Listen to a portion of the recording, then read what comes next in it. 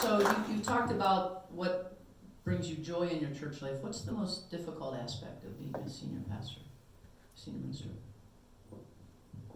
I think there are a couple of things. One is that, and this is not unique to being a minister, but there are, we have 900 members, and there are basically 900 expectations of what goes into my work. And of course, lots of you have been or are in positions where you're evaluated and studied from a variety of angles and by people in a variety of roles. But that's just, it's one of those things that you're not ever what everybody wants, and you may not be what anybody really wants.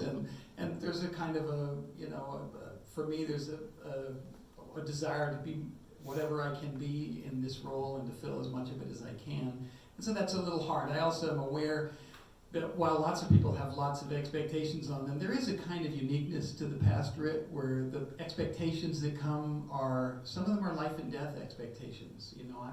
My so-and-so's on their deathbed, and I really need you to go see them, and I maybe can't do that.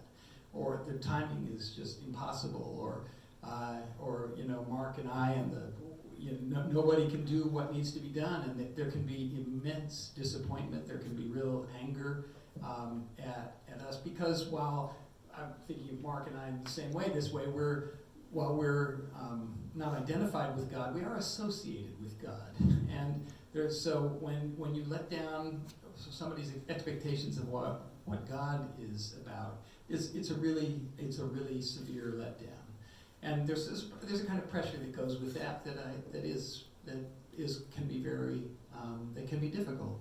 I think it's as I say, lots of people have lots of expectations on them, so I don't think of myself as unique in that way. But there is that kind of pressure, and it's also, I think, one of the other things that's difficult is we live in a culture now in which churches and God have become much less important.